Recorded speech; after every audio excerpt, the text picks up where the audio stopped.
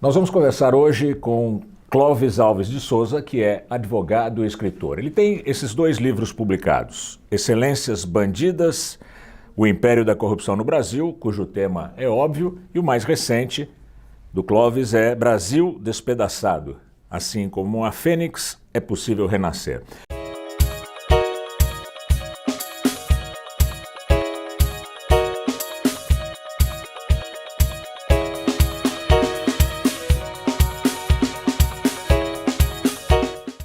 Qual é o tema deste seu segundo livro? No segundo livro eu abordo todas as questões nacionais. Eu falo desde do desenvolvimento do turismo no Brasil, como fazer isso, abordo a questão dos transportes, não só de passageiros, mas ferroviários. Sugiro a utilização de hidrovias, voltar às ferrovias de onde nós não deveríamos ter saído. Falo da questão agrícola, da dificuldade do escoamento da produção, o gargalo que isso nos leva no mundo. Enfim, eu faço um apanhado geral do Brasil, falo das dificuldades da educação, da violência e, na minha modesta opinião, cada um dos temas, os diversos capítulos, eu abordo o problema e, sem querer ser o dono da verdade, eu apresento uma proposta de solução disso. Você tem uma proposta nesse livro que é a da redução do número de municípios no Brasil. Isso. Como é isso? Eu venho tratando disso há muito tempo, comecei nas redes sociais e veio na primeira edição do Excelências Bandidas, nesta segunda edição, e muita gente me questionou, mas como é que o senhor pretende fazer isso? Então agora no Brasil Despedaçado eu aprofundo esse tema. Há algumas regiões do estado de São Paulo, por exemplo, nós teríamos que juntar 16 cidades para fazer uma de 20 mil. O senhor preconiza o mínimo de 20 mil habitantes por cidade? 20 mil habitantes, porque é uma condição que daria àquela cidade uma sustentabilidade econômica. Hoje, esses 5.570 municípios, cada um deles tem uma Câmara de Vereadores com no mínimo 9 vereadores, que é o que está na Constituição, e que nos leva para 57.900 vereadores no país, com mais de 650 mil assessores, tá certo? É uma fábula de dinheiro. E cidades que não se sustentam. Nós temos, por exemplo, vamos pegar aqui o nosso estado, que é São Paulo. A menor cidade aqui é Borá, com 822 habitantes. Serra da Saudade, em Minas, com 830 habitantes. É um absurdo. O senhor propõe o enxugamento da concentração dos municípios. E como é que seria, por exemplo, a distribuição de verbas? Como é que funcionaria a circulação dos impostos, nesse caso? Isso. Hoje, esses municípios todos, eles vivem basicamente da participação do Fundo de Participação dos Municípios, o FPM. No estado de São Paulo, essa verba do Fundo de Participação dá R$ 7.200.000 para cada minúscula cidade por ano.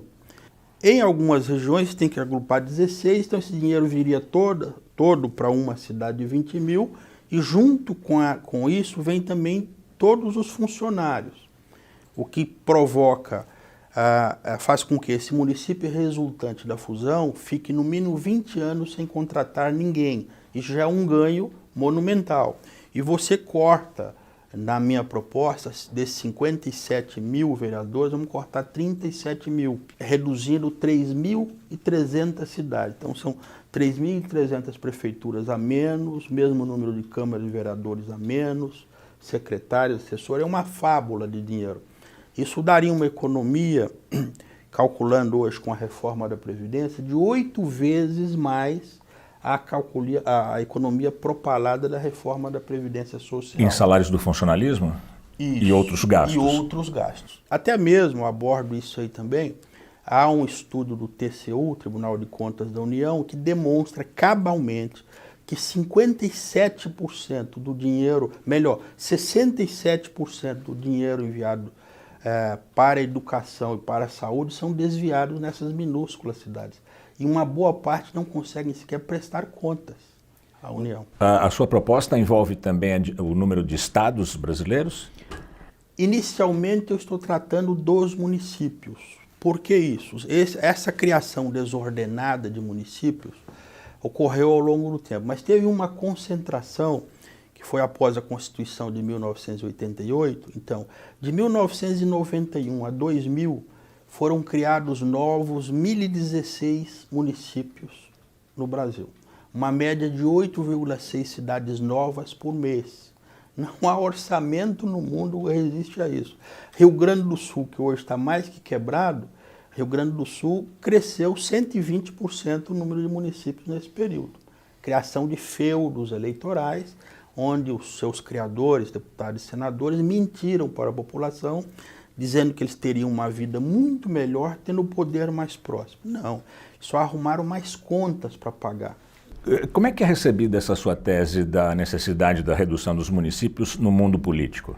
No mundo político isso causa um certo espanto, tá certo? Mas na população em geral, e eu tenho alguns vídeos falando disso na minha página Excelências Bandidas no Facebook, é muito bem recebida, porque quando a pessoa consegue compreender que o que foi feito com eles, na verdade, foi os políticos literalmente cavalgar a população, e aí a população toda, não só aqueles que votaram pela emancipação, porque essa conta é dividida com todos nós, e pasmem os senhores, nós do estado de São Paulo, pagamos sozinhos 48% dessa farra toda no Brasil.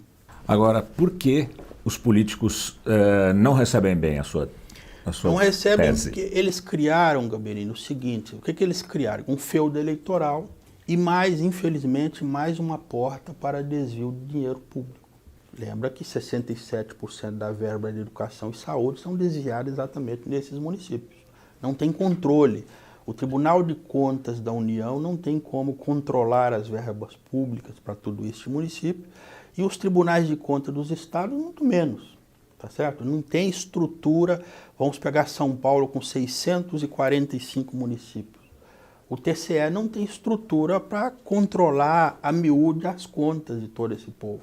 Aí você pega Minas Gerais com 857 municípios, a mesma coisa. Não há condição. São municípios que a sua arrecadação não cobre a folha de pagamento. Então isso tem que sair do meu, do seu, do nosso bolso todo mês, para pagar a folha de pagamento. Isso não é produtivo. Eu quero um município forte para que ele consiga, com esta renda, ainda que seja, continue com a nossa para iniciar, consiga promover o crescimento da cidade e a geração de empregos produtivos, não empregos públicos. Emprego público não produz nada. É claro que o funcionário público é extremamente essencial para o serviço à sociedade, mas não produz. Nós temos hoje um número absurdo de funcionários públicos, passa de 15 milhões entre ativos e inativos, que dá 1 funcionário para cada 13,6 habitantes do Brasil, incluindo crianças, idosos, deficientes, etc. Fiz uma projeção aqui, projetando isso para mais 20 anos para frente, né? Imaginando que não hajam novas contratações, só a reposição dos aposentados, nós vamos chegar a 26 milhões de funcionários públicos, entre ativos e inativos. População decrescente por vários itens, que aqui eu até cito, a violência que mata 65 mil jovens por ano, aquele em fase produtiva, mais as estradas que matam outros 47 mil por ano e deixam 400 mil feridos que vão pesar no INSS. Então nós estamos caminhando para o buraco. Em 6 anos, na minha conta, e segundo a ONU em 4, isso se encontra. Daí nós entramos em extrema dificuldade, onde não conseguiremos manter nem os inativos. E como é que o senhor acha possível politicamente aprovar esse projeto? Só por meio de pressão popular. Como que surgiu a primeira edição do Excelências Bandidas? Eu sou uma pessoa que luto desde os 8 anos de idade. Eu estive aqui na briga desde o começo. Durante a ditadura militar eu tive 5 prisões políticas. Apanhei mais que filho de cachorro sem dono, tá certo? Porque eu brigando pela liberdade de expressão. Eu aprendi a cozinhar, porque eu cheguei em São Paulo sozinho aos 15 anos, morei sozinho. Eu fazia minha comida, trabalhava, ia para a escola, chegava, tinha 3 horas para fazer a marmita do dia seguinte, né? Então eu aprendi a cozinhar nas páginas do jornal Estado de São Paulo, lendo as receitas. Por quê? Censura. As notícias eram censuradas, colocavam as receitas no lugar. E aquilo foi me criando uma revolta. Quer dizer que aqui você não pode falar? Não, não pode falar. O Jornal da Tarde, o Estadão publicava Camões. Isso. O Jornal da Tarde publicava receitas. As receitas. Então aprendi a cozinhar ali. Então comecei a brigar por liberdade de expressão. Participei da campanha das diretas já, do Fora Collor, do Fora Dilma, enfim, todos os movimentos que tiveram aqui nesse país, eu tive a felicidade de participar deles.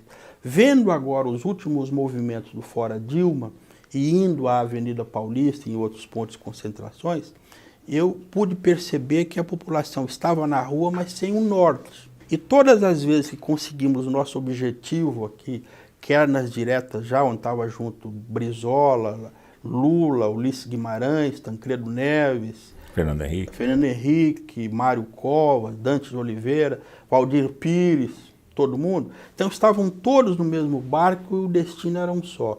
No Fora Collor a mesma coisa, no Fora Dilma também. Então quando eu vi toda essa garotada com ímpeto de luta na rua, mas sem um discurso pronto, qual é o seu objetivo, ninguém sabe. Na Paulista você tinha 10 caminhões, cada um com um tema, não chega a lugar nenhum.